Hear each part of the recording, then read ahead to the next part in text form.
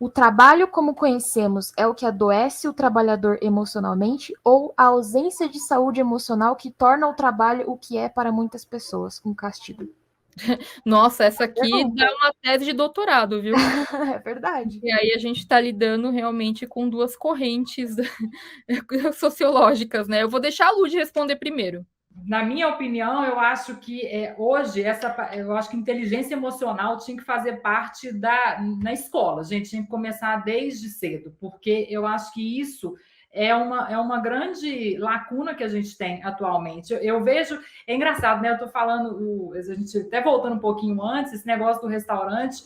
Hoje eu vejo que ele é fundamental para mim, até para poder dar os exemplos, para poder fazer os treinamentos. Ele me ensinou muitas coisas, principalmente porque eu já tive muitas pessoas que passaram e que trabalharam com a gente, e que eu vejo que muitas vezes as pessoas, essa falta dessa saúde emocional atrapalha ela mesma e o que ela está fazendo no trabalho. Então, hoje eu acho que, além de ser a inteligência emocional deveria fazer parte, né, da disciplina aí, né, dentro das escolas, eu acredito que todas as empresas também deveriam trabalhar um pouco disso com as pessoas, porque eu acho que é isso que traz muito das pessoas se sentirem quase castigadas mesmo dentro dos trabalhos, né?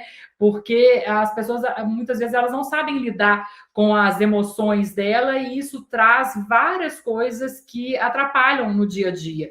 Na minha visão, eu sou mais a segunda parte. Eu acho que a ausência da saúde emocional que torna o trabalho um castigo para as pessoas. Eu acho que se as pessoas trabalharem melhor as emoções delas, elas vão conseguir lidar muito melhor com as pessoas e com os cargos, né, que a gente ocupa aí na vida, não só no trabalho, né? Eu acho que em vários momentos aí da nossa vida a gente perde algumas coisas pelo fato da gente não saber lidar bem com as nossas emoções, no meu ponto de vista. Tanto que eu já fiz milhares de cursos a respeito disso e quero fazer outros milhares, porque eu acho que isso aí a gente vai aprendendo realmente todo dia, o tempo inteiro.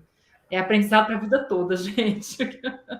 Eu já vi pessoas muito próximas de mim que ficaram doentes por causa do trabalho, e também pessoas que, por já estarem doentes com elas mesmas, questão de depressão, ansiedade, o trabalho só tornou tudo pior, sabe? Então, na minha opinião, é um pouco dos dois, e também pode ser causado pelos dois. Então, assim, não pode dizer que é um ou o outro. Eu acho que é situacional, assim.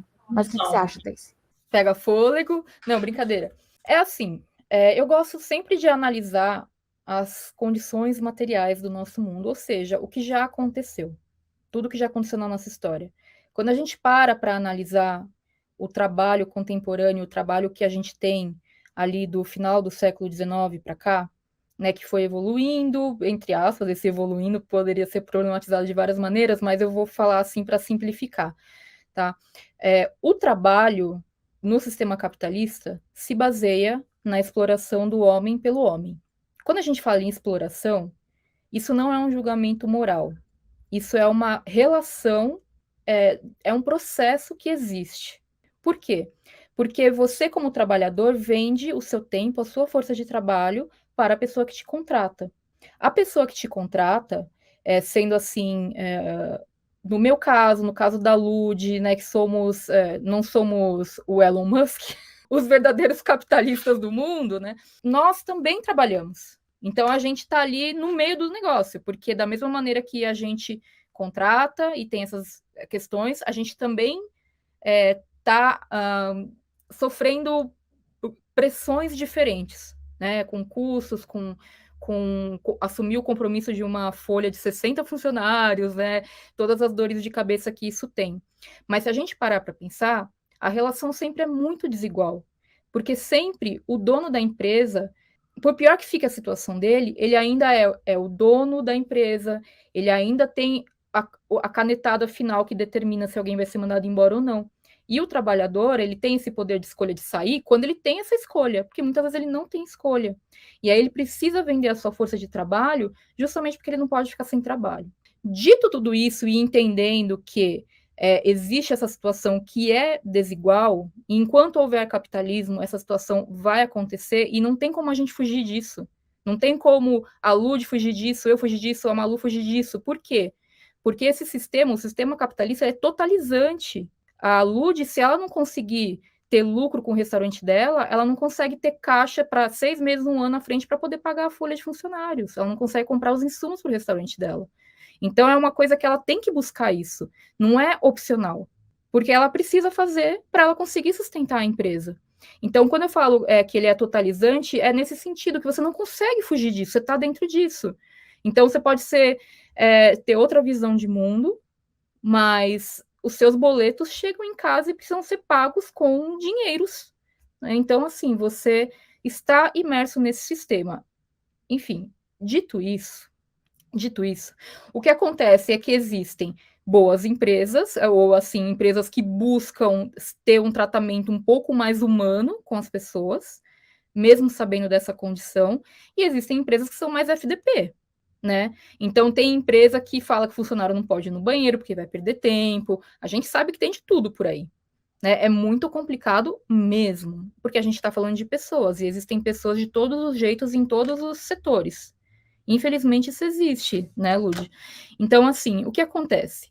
O trabalho como conhecemos é o que adoece o trabalhador emocionalmente, ou a ausência de saúde emocional que torna o trabalho que é para muitas pessoas? As duas coisas.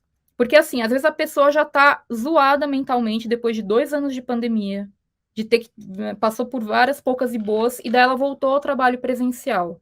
E aí o trabalho presencial, às vezes a empresa precisou enxugar ali a galera para conseguir se manter aberta. E aí ela precisa de você. E você precisa do trabalho, por conta do salário. Então você está ali ainda lidando com as suas questões mentais. Então eu acho que são as duas coisas. Agora, o fato é que existem sim condições de trabalho que são muito extenuantes. Isso não dá para negar. E aí, quando eu falo, às vezes as pessoas falam assim: ai, Thaís, como que eu vou organizar minhas finanças se eu não ganho nem o suficiente para pagar minhas contas? Aí que tá. O grande nome disso é consciência de classe. É a gente entender como funciona esse mundo. Porque, assim, se você não tem dinheiro nem para pagar suas contas, a culpa não é sua. E você não tem que buscar, então, você organizar suas finanças. Óbvio que a organização financeira vai ajudar todo mundo. Óbvio, óbvio, óbvio, tá? Que, claro que você pode reduzir uma coisa aqui, outra ali, mas eu não quero que você fique se culpando, achando que você é o problema. Porque não é, tá? Então, existem muitas situações que muitas vezes as pessoas se culpam e elas não são as responsáveis por aquela situação. Então, é muito importante conhecer sobre isso para a gente poder entender o que a gente consegue fazer. Por outro lado, eu acho que enquanto a gente vive nesse sistema, a gente não vai só sobreviver, acordar, bate a mão no despertador, sai de casa que nem um zumbi e fica só sobrevivendo assim, sabe? Se alimentando de coisa processada e depois volta para casa, fica zumbi 2 horas na frente da TV e vai dormir. Isso quando você pode. Porque a gente sabe aí a realidade de muitas mães, por exemplo, de periferia, que tem que acordar de madrugada, levar o filho para a creche ou para casa de uma pessoa que cuida de 18 crianças, e ela pega a condução e vai para outro lado da cidade, chega em casa depois de noite exausta e que nem tem essa possibilidade de ver TV ou qualquer coisa do tipo. Então a gente lida com todo tipo de pessoa, especialmente no nosso país, que é tão desigual. Para a gente poder afirmar que é o trabalho que adoece o trabalhador, ou se é a ausência de saúde emocional, eu acho o seguinte: são as duas coisas. Tá? Eu acho que existem trabalhos que conseguem tornar a experiência melhor para o trabalhador, e eu acho que tanto eu quanto a Lud é o que a gente busca. Por mais que exista esse sistema, essa realidade é o que a gente busca, existem outros que não são assim. Agora, a ausência de saúde emocional, ela com certeza sempre é bem-vinda. Não a ausência, né? Ter a saúde emocional sempre é bem-vinda. É a pessoa aprender a se conhecer melhor. Porque muitas vezes, ela conseguindo se conhecer melhor, ela vai conseguir reagir melhor aos acontecimentos diversos do cotidiano. Né? Mesmo que sejam errados ou injustos, para ela ficar bem. Sabe? A gente não está disfarçando coisa injusta, desigualdade com sorriso. O brasileiro está sempre com um sorriso no rosto, mesmo perante tantas dificuldades. Isso é muito ruim. Mas, ao mesmo tempo, eu acho que a gente tem duas maneiras de encarar o negócio, sabe? E, assim, pessoalmente, por já ter passado por várias fases de uma depressão, eu sei que naquele momento que eu falo, cara, eu tô comprometida com a minha recuperação, eu começo a melhorar também, entendeu? Então, eu sei que até a gente chegar na pirâmide aí que a gente está falando sobre saúde emocional, a pessoa ela tem que estar ali na base da pirâmide em segurança alimentar, segurança de moradia, segurança de várias questões, para ela pensar, ok, eu vou olhar para minha saúde emocional agora. Não adianta ela buscar ter a saúde emocional se ela não tem o básico.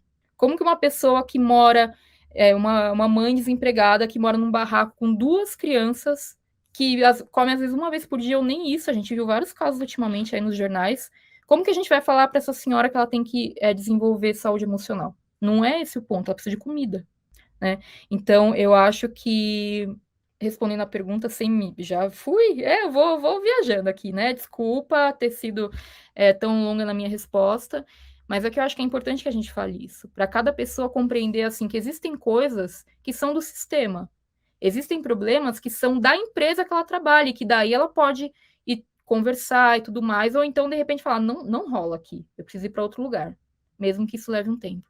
E existem questões que ela é responsável, e que daí ela pode olhar para dentro e falar, o que eu posso fazer de melhor? Então, pode ser que você, no seu trabalho, sofra muita sobrecarga, realmente você esteja com muito mais coisa do que você consegue dar conta. Mas, por exemplo, só o fato de você ter uma lista de projetos em andamento, para você chegar para o seu chefe e falar, eu tenho 187 projetos em andamento, o cara vai falar, caramba, eu não sabia. Ninguém não vai se beneficiar de uma pequena organização pessoal, ainda que pequena. Planejamento semanal, buscar entender o que é realmente prioridade no dia, ninguém vai se prejudicar com isso. Isso ajuda em qualquer âmbito do trabalho.